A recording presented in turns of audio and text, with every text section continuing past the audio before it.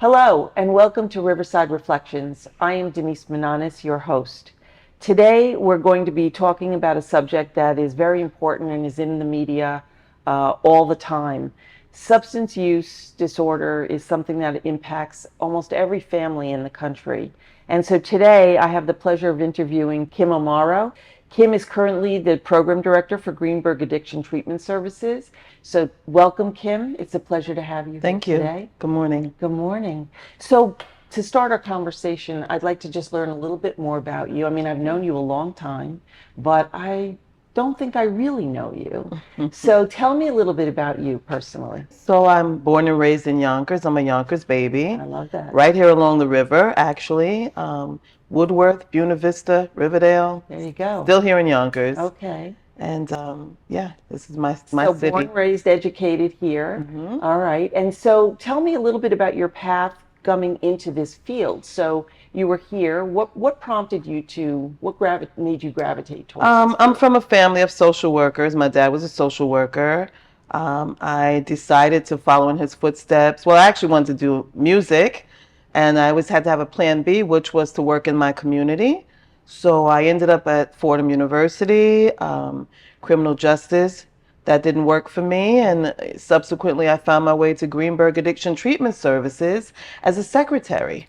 Oh, that's interesting. I did not know that. Yeah. So what year was that you joined Oh, St. if I John's? tell that? Oh, okay. All right. I'll let it go. You don't have to tell. Maybe 1998, 1999. Okay. As a So secretary. you got there and tell me the path that happened following that. I was really invested in the facility. It had a very community atmosphere, and I had a habit of greeting all of the clients coming in.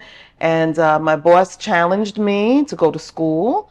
He said, you get a job in this field, kiddo, you get the training, and I'll hire you here as a counselor. Oh, that's great. Yeah. That's really wonderful. So what's the training like? What did you have to go into? So you have to be what they call a CASAC, a New York State credentialed alcoholism and substance abuse counselor. Okay. It requires 350 educational hours. Wow.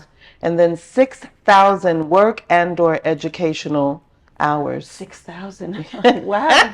That's a hurdle. It's a hurdle. It's a hurdle. Okay. And so you went through that program, and then what happened? Went through the program. I sat for the licensing through New York State, became a CASAC, and then I decided to work in the field at Greenberg. Throughout my career, different agencies. I left Greenberg for a while.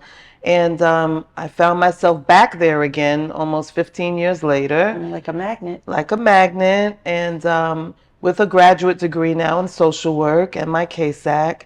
I was the director at another agency.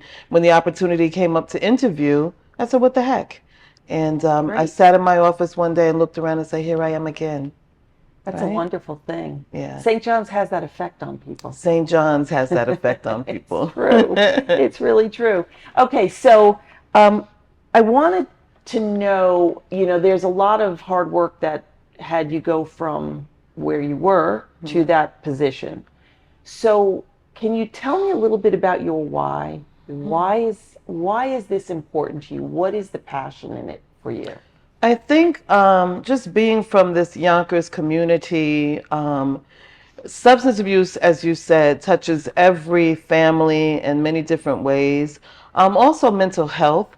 So now we look at things through a co-occurring lens. Yeah. And throughout my career, I just found myself really passionate about giving back, helping within my community, giving people that chance, that opportunity where other people are unfamiliar with the struggles of a substance use disorder or a co-occurring mental health disorder. Okay, so you are very motivated then, obviously, because you've been doing this a little while, to help these people who are kind of really struggling with all of these issues. So can you tell me a little bit about, first let's talk about your team and how do you, how many people are there, what are their credentials, what they're like? Well, I'm sure every program has a great team, but I, of course, think I have the best team. I have a team that's comprised of licensed clinical social worker, a licensed mental health counselor, master social worker, the CASAC, which is the Credentialed Alcoholism and Substance Use Counselor, um, master's level. My staff, I always challenge my staff, go to school, get another alphabet. They all are a reflection of me and I them, so they're all very passionate. It's a very team, I call them my team, all capital letters. Love it. Yeah. Love it. So the program, let's talk a little bit about the actual program. Tell me about the clients, the participants is how you like to I call try them? to call them participants Okay. because we're all participating there. All right. So the participants come in and tell me a little bit about a normal day. What happens? Well, first of all, we provide outpatient substance use treatment, assessments, walk-in, telephonic. However we can get you in there, we get you in there. We provide outpatient treatment, which is an intensive level, what's called day rehab, which is a 4-hour program. We have clinic level, which is less intensive. Our participants come from every referral background you could think of: legal, children's services, employee assistance, self-referral. But a typical day with us, we have a welcoming committee. When you come in, we have 1 or 2 people who are there, who are always there in the morning before I get there, waiting to be let in, who welcome everyone coming in. I get in on the intercom and I welcome everybody to work. Love that. They love it too. They get a kick out of it. We have our breakfast crew. We have a very community-oriented atmosphere. The participants serve their, we serve lunch there and breakfast. They serve their breakfast. They serve lunch to their teammates. And we get it going. There's a array of groups that they can take, anything from men's group, women's group, anger management, stress management. We have a mindfulness meditation group. That's pretty cool. Yeah, we try to be all encompassing. It's not just about the substance use or the mental health issue. We have other life areas. We have anxiety, we have trauma, right? So we try to touch on all of those points. So do you have different tracks for different ages, genders? Can you tell me a little bit about that? Yeah, sure. Basically, outpatient, the age group is anywhere from 14 to 90 if you want, right? I think our oldest participant's about 70.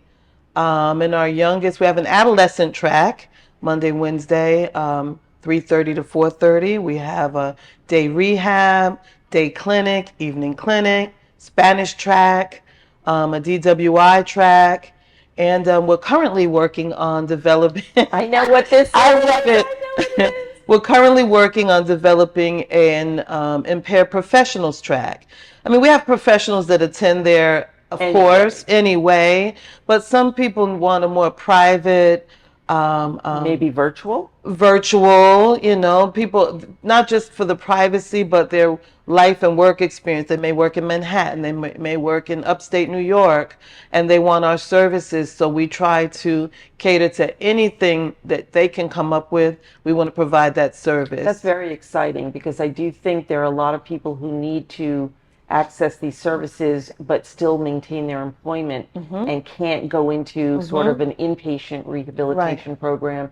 They have kids, they have other issues that require them to do that. So I'm very excited about that coming. Me too. I think that's going to be a great service. So you have a lot of stuff going on there. Tell me a little bit about your participants. Do you have a success story that you can share? I think any day that you get in there is a success, because it's very hard, I love that view. to drive yourself, to motivate yourself to go to treatment, Well, so that's a good point, because, this field is known for having patients, clients, participants who sort of can fall off the wagon. I mean, it's very difficult for people who have this addiction to maintain their sobriety. So in view of that, tell me some success. What's the draw? What's the success? Yeah. So those who are further along in the program, we kind of partner them with people coming in new, show them around, engage them in between each group. We do something called contingency management. You give me 30 days clean, and what's of value to you that I can afford? Whether it be a gift card for Burger King, whether it be a manicure. We have an older woman, very mature woman, who is living in an assisted living facility. She has an alcohol use disorder diagnosis. She doesn't hear well, so she doesn't feel comfortable in the group. So I met with her in her counselor's absence one day, and I said, "What do you need? What makes you come here?" She said, "I feel welcome here. Oh. I feel like you see me." She said, "I feel like you hear me." I said, "I do hear you," and we laughed at that. And I said, "Well, what would be a reward for you?" She says, "I haven't had a manicure in a long time." Wow. So I said, "You give me 30 days clean, and I'll get you a manicure." She goes, "But I live in a facility." I said, "Do they have a beauty parlor there?" So the bottom line is that I spoke with her case manager. We made an arrangement. This is contingency management, yeah? Right. So after 3 weeks clean, the lady knocks on my door. And She's ready. "I have 1 more week to go, baby." I said, "Give it to me." Oh, I love it. And so I got an email yesterday. I received it this morning from her case manager that the woman has tested clean. She's at her 30-day mark. It was actually Tuesday or Wednesday. She was at her 30-day mark. Wow. She had her manicure yesterday. So when I walked in today, she met me like this. And she's now 30-something days clean. That's a success. That is a success. For someone who hadn't been able to stay clean for a week. That's amazing. Mm-hmm. That's amazing. Over the years that you've been involved in this program, how many do you think how many of your participants are so memorable and that still come back and visit you and are still maintaining that sobriety? We do have certain times of the month where we invite people in who are alumni. I love that. Yeah, they come in and they speak to the community. There's something now called continuing care. In the old days, we used to call it aftercare. Okay. So when people complete successfully, we encourage them to come back. You can come once a week, once a month, whatever suits your need. We have some who we have to say, no, you can't come today also. This is your second time this week. Okay. They complete and they want to keep coming back. I've got about 5, literally, who come twice a week, once for an individual, once for a group, and they want to come more. And I say, "Why do you keep coming? You couldn't wait to complete." And I get the same response. "I feel like I'm connected. I feel supported. You have a peer advocate. She's helping me make a dentist appointment." Wow. Yeah, so I believe I'm drawn back there for a reason. Full circle, right? From the secretary to the director. I believe that the universe gives me the drive. St. John's, I love my job. People laugh at me, I nobody think loves it. I love my job. We're lucky. Well, we're lucky. I feel blessed. I feel like what I'm giving out in the universe, we have these little tickets that we give that say, pass on a blessing.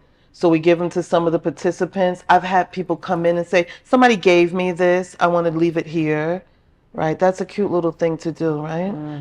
So I think, Denise, the draw for me is the same for the clients. This system of care is comprised of people who need to be seen, need to be heard, need to be given an opportunity again and again and again, because it doesn't always happen on the first time. And all are welcome. All are welcome. All are welcome. All are welcome. That's wonderful. I really appreciate you joining us today. Thank you for having me. You do a remarkable job with remarkable people, Thank and you. it is noticed by your colleagues. I hope you know that. So thank you for being with us Thank you. today. I appreciate it. Thank you, everyone. Thank you for being with us today.